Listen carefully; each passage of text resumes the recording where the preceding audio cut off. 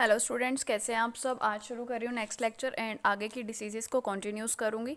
देखो बच्चों, मैं आपको अभी तक कौन कौन सी डिसीज़ेस करवा चुकी हूँ। मैंने करवाई आपको हीमोफीलिया एंड देन मैंने आपको करवाई थी सिकल सेल एनीमिया, देन मैंने आपको करवाई थी phenylketonuria and then colour blindness. मैंने आपको 4 डिसीज़ेस करवा दी थी एंड मैंने आपको बोला था कि पार्ट डी मैंने छोड़ा है, that is thalassaemia.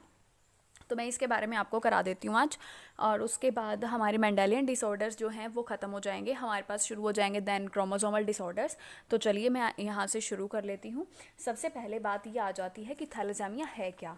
First of all, बिल्कुल फर्स्ट ऑफ ऑल बात हम ये करने वाले हैं, थैलेसेमिया है क्या। This is autosomal linked recessive disease. आप सब बच्चों को अच्छे से पता चल चुका है कि ऑटोसोमल रिसेसिव डिसीज़ अब कौन सी होती है ना। इसमें कोई भी डाउट तो नहीं है।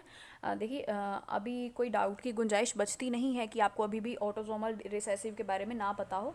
बट स्टिल अगर किसी भी बच्चे को डाउट है कि ऑटोसोमल रिसेसिव डिसऑर्डर क्या होता है, या ऑटोसोमल डोमिनेंट डिसऑर्डर क्या होता है, या सेक्स लिंक्ड या एक्स लिंक्ड डोमिनेंट डिसऑर्डर कौन सा होता है, या एक्स लिंक्ड रिसेसिव डिसऑर्डर कौन सा होता है, देखिए मतलब किसी भी टाइप का कोई भी डाउट है तो आप वो लेक्चर देख सकते हैं। दिस इज़ लेक्चर नंबर 13, मतलब वो लेक्चर नंबर 11 में होगा कि कौन कौन सी डिसीज़ को क्या क्या बोला जाता है। बट स्टिल अगर आपको वहाँ पे भी प्रॉब्लम आती है, आपको नहीं पता चल रहा कि मैं क्या कहना चाह रही हूँ या मैंने उसमें क्या बोला हुआ है, तो आप मुझसे डाउट ले सकते हैं। ठीक है बच्चों, तो थैलेसेमिया डिसीज़ से स्टार्ट करती हूँ। इसमें सबसे पहले मैंने बोल दिया कि ऑटोसोमल रिसेसिव डिजीज़, मतलब कि पेरेंट्स अफेक्टेड नहीं है लेकिन बच्चे अफेक्टेड हैं। अब ये बताया है कि ये होती कैसे है, म्यूटेशन से या किसी भी डिलीशन से हुई है। मतलब कि अगर बॉडी में किसी भी टाइप का कोई जीन है, उसमें म्यूटेशन आ गई है, म्यूटेशन मतलब कोई सडन चेंज आ गया है। ठीक है, तो होता क्या है, जैसे कि कोई डिलीशन हुई है, मतलब कोई जीन की डिलीशन हो सकती है या कुछ भी हो सकता है, उसके रेट रिड्यूस हो गया है। किस चीज़ का rate? Globin chains of haemoglobin. आपने ये सबने सुना होगा कि ग्लोबिन चेन्स होती हैं, एल्ब्यूमिन चेन्स होती हैं। ये चेन्स की फॉर्मेशन सही से नहीं हो पाती अगर किसी एक जीन की वहाँ पे क्या हो जाती है, डेफिशिएंसी हो जाती है।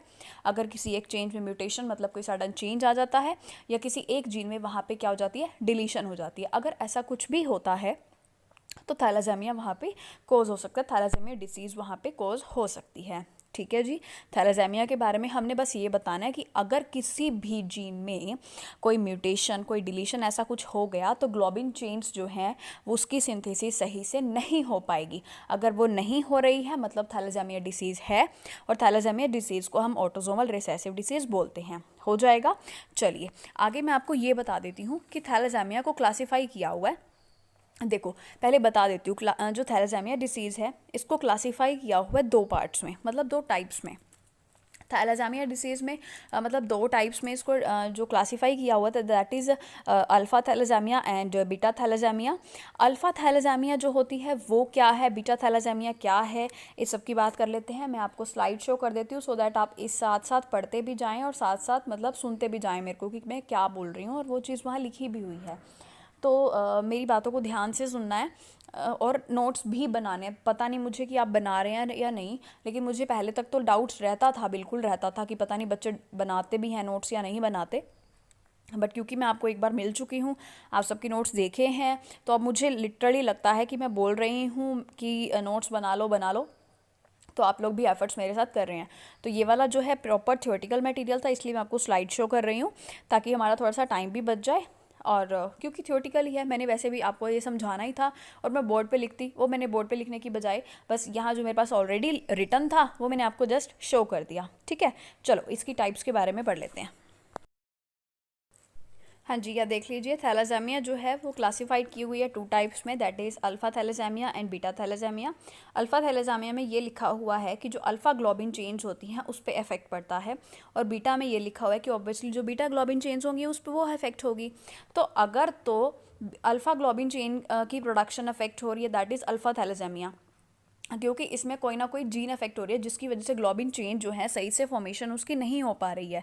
तो ऑब्वियसली अगर अल्फा ग्लोबिन चेन में प्रॉब्लम आ गई है तो मतलब अल्फा थैलेसेमिया, अगर बीटा ग्लोबिन चेन में आ गई है problem, that is beta thalassemia. तो अल्फा थैलेसेमिया में क्या लिखा हुआ है, it is controlled by the closely linked genes, मतलब कि अल्फा ग्लोबिन चेन जो है अगर उनमें कोई भी प्रॉब्लम आ रही है, कोई भी प्रोडक्शन में उसकी प्रॉब्लम आ रही है, तो इसके लिंक्ड जीन कौन से हैं, दैट इज HbA1, HbA2।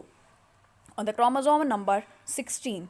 अब ये किस वजह से हुआ, क्योंकि या तो म्यूटेशन हो रही थी या डिलीशन हो रही थी, या तो वो एक जीन पे हो सकती थी या मोर ऑफ 4 जीन्स पे भी हो सकती थी। ठीक है, तो आपको ये जस्ट इतना याद रखना है कि ग्लोबिन अल्फा ग्लोबिन चेन पे आई प्रॉब्लम, इसलिए हमने उसको अल्फा थैलेसेमिया बोल दिया। अगर बीटा ग्लोबिन चेन पे आती है तो हम उसको बीटा थैलेसेमिया बोल देते हैं। बट क्योंकि उसके ग्लोबिन चेन में प्रॉब्लम आ रही है, मतलब प्रॉपर कुछ ना कुछ जीन तो अंदर होंगे ही ना, ऐसे कैसे आ गई। तो वो जीन्स कौन से थे, अल्फा वाले में थे HbA1 HbA2। ठीक है, और ये बात तो हमने पहले ही पढ़ ली है, थैलेसेमिया में होता क्या है, या तो म्यूटेशन हो रही है या फिर जीन्स की या किसी भी चीज़ की डिलीशन हो रही है, सो दैट वहाँ पे प्रॉब्लम क्रिएट हो रही है।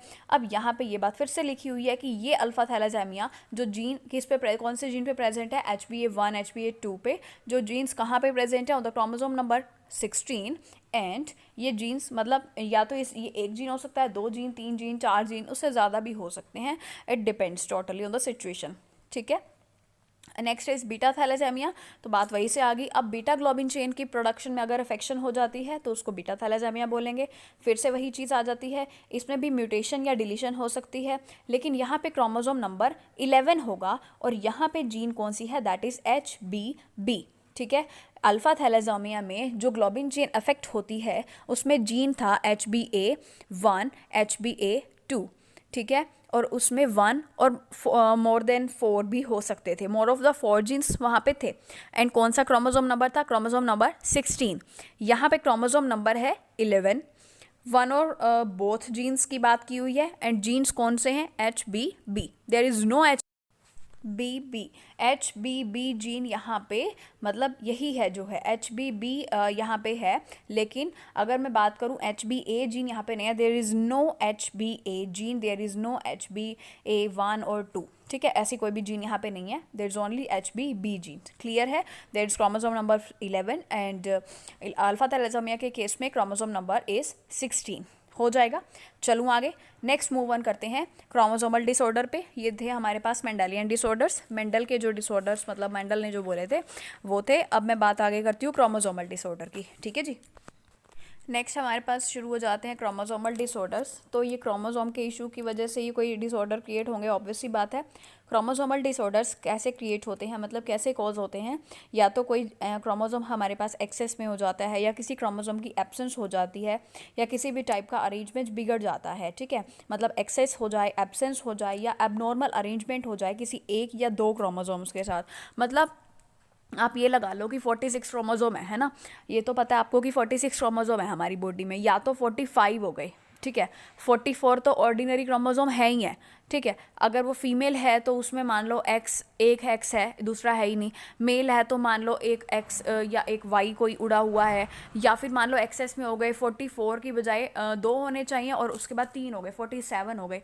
तो इस तरीके से कोई भी अब नॉर्मल अरेंजमेंट चाहे वो बढ़ रहा है या कम हो रहा है, किसी भी टाइप से हो रहा है, तो उसको हम क्रोमोसोमल डिसऑर्डर बोलेंगे, क्योंकि क्रोमोसोम में प्रॉब्लम आ गई है। ठीक है, तो समटाइम्स होता क्या है, क्रोमेटिड्स जो होते हैं ना, क्रोमोसोम्स के अंदर जो क्रोमेटिड्स है, ऑब्वियसली क्रोमोसोम्स के जो 2 क्रोमेटिड्स होती है उनकी बात की हुई है, वो ना सेग्रीगेट नहीं हो पाते सेल डिवीज़न के टाइम पे। ये बात तो आपको पता है कि सेल डिवीज़न जब होती है तो दोनों क्रोमेटिड्स जो हैं वो अलग अलग होते हैं। माइटोसिस मियोसिस के टाइम पे पढ़ा था, प्रोफेस 1 में आता ना, मियोसिस में जब आपको वो लैप्टोटीन, जाइगोटीन, पैकिटीन, डिप्लोटीन, डायाकाइनेसिस, ये सब पढ़ी होगी आपने, तो उस टाइम आपने देखा होगा कि क्रोमेटिड जो है वो सेग्रीगेट हो रही हैं। अगर मान लो वो फेल हो जाए सेग्रीगेट होने में, और मतलब या तो वो ना तो उन्होंने कोई क्रोमोसोम गेन किया है ना कोई लूज़ किया है, that is non age aneuploidy. आपने जस्ट क्रोमोसोमल डिसऑर्डर में इतनी बात याद रखनी है कि क्रोमोसोमल डिसऑर्डर कॉज कैसे होते हैं, या तो कोई क्रोमोसोम एक्सेस में हो जाए या एब्सेंस में हो जाए, और या फिर उनका अरेंजमेंट में कोई अबनॉर्मैलिटी आ जाए। अगर ऐसी ऐसी कोई भी चीज़ होती है तो उसको क्रोमोसोमल डिसऑर्डर बोलते हैं। क्लियर है, जैसे कि सबसे पहला डिसऑर्डर हमारे पास वो आ जाता है डाउन सिंड्रोम। डाउन सिंड्रोम में क्या होता है, that is additional copy of A chromosome number 21। मतलब कि क्रोमोसोम नंबर जो 21 है ना, उसकी एक एडिशनल कॉपी बन जाती है। अब उसकी एडिशनल कॉपी का क्या मतलब है कि उसमें कोई और चीज़ ऐड हो जाती है। ठीक है। अगर उसमें कोई एक और चीज़ ऐड हो जाएगी तो उसको हम क्या बोल देंगे, एडिशनल कॉपी हो गई। और एडिशनल कॉपी हुई किसके साथ है, क्रोमोसोम नंबर 21 के साथ हुई है, जिसको हम ट्राइजोमी भी बोल देते हैं। क्या बोल देते हैं, ट्राइजोमी। अगर किसी एक क्रोमोसोम की एडिशनल कॉपी, मतलब कि एक एडिशनल बन जाए, एक ऐड हो जाए वहाँ पे, और वो 21 क्रोमोसोम पे ही ऐड हुआ, किसी और पे नहीं, तो उसको हम डाउन सिंड्रोम बोलेंगे।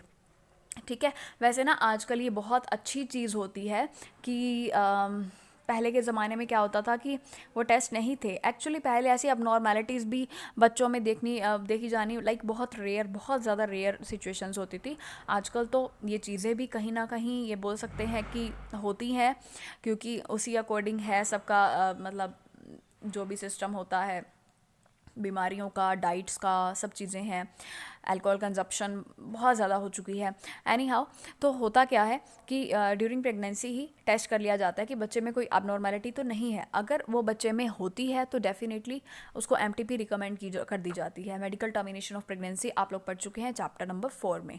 तो अगर वो डॉक्टर रिकमेंड कर रहा है तो तब तक तो ठीक है, क्योंकि उसने एबनॉर्मैलिटी देखी है। अगर एक बच्चा एबनॉर्मल है तो डेफिनेटली होगा क्या, बाद में बहुत टाइम तक बच्चा भी प्रॉब्लम में होगा और पेरेंट्स भी होंगे, तो उसमें लीगल है। अदरवाइज ऐसे ही अपनी मर्जी से देखो, ऐसा कुछ लीगल नहीं है, बेबी गर्ल बेबी बॉय ऐसे करके कुछ लीगल नहीं है। लाइक आप अबॉर्ट कर सकते हो बेबी या कुछ ऐसा। तो अब ऐसी कोई एबनॉर्मैलिटी होती है तो डॉक्टर वहाँ पे रिकमेंड कर देते हैं कि देखिए ऐसा ऐसा कुछ है। और डेफिनेटली अगर ऐसी सी कोई प्रॉब्लम्स होती हैं तो ऐसा कर भी लेना चाहिए, ठीक है ना। अगर आपके पास केस बेस्ड क्वेश्चन आ जाता है, जैसे मैंने लास्ट टू लास्ट या I don't know which year एक केस बेस्ड क्वेश्चन था +2 में, मतलब बोर्ड में, सॉरी, कि अगर ऐसा होता है कि कोई एबनॉर्मैलिटी है तो क्या वो एमटीपी वहाँ पे लेनी चाहिए, मतलब अबॉर्ट करनी चाहिए और प्रेगनेंसी या नॉट। ऑब्वियसली बात है वो कर देनी चाहिए, क्योंकि अगर वो प्रेगनेंसी उसके बाद भी करते हैं हम तो होगा क्या, बच्चा ही प्रॉब्लम में आएगा, पेरेंट्स भी आगे आएंगे, है ना। तो ये चीज़ हम बोल सकते हैं कि वो चीज़ अबॉर्ट कर लेनी चाहिए, एमटीपी वहाँ पे कर लेनी चाहिए। उसमें आपका रिव्यू जाना हुआ था, उसमें आपका ओपिनियन बताना था, ठीक है। चलिए आगे मूव ऑन कर लेते हैं हम नेक्स्ट डिसीज़ पे, डिसीज़ पे नहीं, सॉरी, सिम्टम्स पे। जो हमने अभी पढ़ा डाउन सिंड्रोम, जिसमें एडिशनल हो रही थी एक कॉपी क्रोमोसोम की, उसी के सिम्टम है कि फर्स्ट सिम्टम ये है कि उसकी जो नेक होगी, राउंड हेड होगा, शॉर्ट स्टैचर्ड, स्मॉल राउंड, मतलब छोटा सा सिर होगा, स्मॉल राउंडेड शेप में, थोड़ा एबनॉर्मल सा लगेगा। पार्शली ओपन माउथ, मुंह थोड़ा सा खुला होगा। प्रोट्रूडिंग फुर्रो टंग, मतलब जीभ पे एक अजीब सी लाइन सी फुर्रो बनी होगी। पाम जो है ब्रॉड होंगे, ठीक है। पाम क्रीज, पाम पता है ना, हथेली किसको बोला हुआ है, पाम क्रीज बड़ी अजीब सी लाइंस वगैरह होंगी उस पर। मेंटल डेवलपमेंट सही से नहीं होगी। तो डाउन सिंड्रोम में आपने क्या बातें लिखनी है, अगर आपको डाउन सिंड्रोम आ जाता है तो सबसे पहले आप मेंशन ये करेंगे कि this is a chromosomal disease, मतलब कि क्रोमोसोम में ही अगर कोई इशू आया है, एक्सेस या एब्सेंस या एबनॉर्मल अरेंजमेंट, अगर ऐसा कुछ होता है तभी ही क्रोमोसोमल डिसऑर्डर हो रहा है। And in the case of down syndrome, यहाँ पे क्या हुआ है, यहाँ पे एक एडिशनल कॉपी हुई है क्रोमोसोम की। वो किस क्रोमोसोम पे हुई है, क्रोमोसोम नंबर 21। क्रोमोसोम नंबर 21 पे यहाँ पे एक कॉपी हुई है। अब वो कॉपी होने की वजह से ही डाउन सिंड्रोम हुआ है।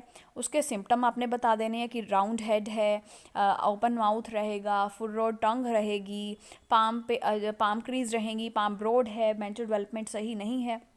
देखो बच्चों, क्रोमोसोम पे अगर कोई भी प्रॉब्लम आती है तो मेंटल डेवलपमेंट में एक इशू आ ही जाता है, क्योंकि कहीं ना कहीं एबनॉर्मैलिटी ही है। एबनॉर्मैलिटी आप किसको बोलते हैं आपको पता ही है ना।